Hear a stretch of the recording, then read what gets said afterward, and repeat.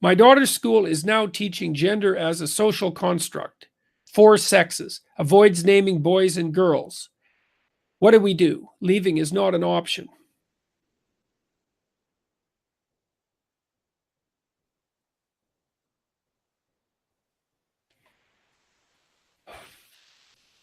Well, I guess the first question is, I'll just take you at your word that leaving is not an option. It certainly might not be an option. I would say your best bet, and this is a casual piece of advice because I don't know your particular situation, is to find out how many parents there are around who are also not happy about this, and then start to strategize. I mean, look, to some degree, what people define as gender is a social construct. So let's look at it this way. So there are things that make men men and that make women women that are universal across cultures. So let's say, except for tiny variations, external genitalia. So, but then there are things that do vary across culture with regards to whether they're regarded as masculine or feminine, or male or female, and those are more learned. So let's say that external genitalia is not a social construct. It's not learned. If we can't agree on that, then we're not going to be able to have a discussion at all. So, but there are some things about male behavior and some things about female behavior that are culture specific and learned. And so to that degree, gender is a social construct. So, you have to give the devil his due. But the problem isn't teaching that gender is a social construct. The problem is teaching that gender is only a social construct, and that's just wrong. It's absolutely wrong. As soon as someone's doing that, then you know that you're dealing with an ideologue. And the research evidence on that, for example, is crystal clear, apart from the fact that there are morphological differences between men and women, which are quite obvious. You can name a variety of them. Men have wider jaws, they have larger teeth, they can bite harder, they have thicker skulls, as women certainly can attest to. From a psychological perspective, they are more powerful in the upper body, they can punch a lot harder, they can throw more naturally. They tend to weigh more, they tend to be taller. That's sexual dimorphism. Human beings are relatively sexually dimorphic as far as primates and other mammals go. There's difference in obviously waist to hip ratio. Women's elbows are at a different angle. They have finer bones. Women have a subcutaneous layer of body fat that men don't have. Women are a little bit more pain resistant, more pain tolerant. They also have very high levels of stamina. Women tend to have a little edge in verbal ability. Men tend to have a little edge in spatial ability. And then there are, apart from the straight physiological differences, there are psychological differences. There's a variety of them.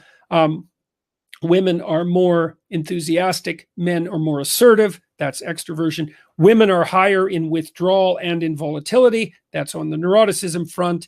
Women are more agreeable and more polite. That's on the agreeableness front. Men are more industrious slightly, and women are more orderly. That's on the conscientious front. And women are higher in openness proper, and men are higher in interest in ideas, and that's on the openness front. And those differences aren't huge. There's more overlap between the genders, the sexes, than there is lack of overlap, but the differences magnify at the extremes. And they also maximize in societies that are egalitarian.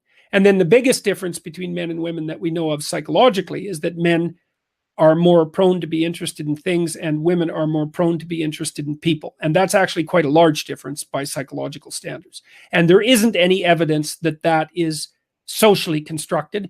The counter evidence is that as you make societies more egalitarian, those differences actually get bigger rather than smaller. And even the London Times 3 weeks ago wrote an editorial describing yet another study that demonstrated that. So that's like 6, and they're huge scale studies, pointing out that the fact that the differences between men and women get bigger in more egalitarian societies is now one of the most well-established findings in all of the social sciences, thus demonstrating, for example, that poor James Damore was correct. despite the fact that Google fired him for being accurate in his analysis of the scientific literature. Okay, so you've got the facts on your side. Problem is you don't know what to do. Well, there's only one of you, and that's not a good number if you're going to mount a campaign. You annoyed about this? Well, write down exactly what you're annoyed about. What bothers you about this? Okay. What would you like to have happen? Because you need to know what the problem is and you need to know what the solution is. Then you have to start thinking about strategy. And one strategy is you need some allies. You need some people on your side. Now, if this is bothering you, the probability that it's bothering most people is very high because it's very rare, especially with something like this. I mean, I would say, and I think the data support this, is that the overwhelming majority of people do not believe that gender is a social construct, that there are 4 sexes, and that avoiding naming boys and girls is a good idea. So you've got, unless you're in a very progressive place, in which case that's its own problem, you got to find some people who would be willing to go to bat with you. And then you have to find, it's a political struggle. It's a bit of a war. It's like, okay, who's pushing this? Who's the ringleaders for this?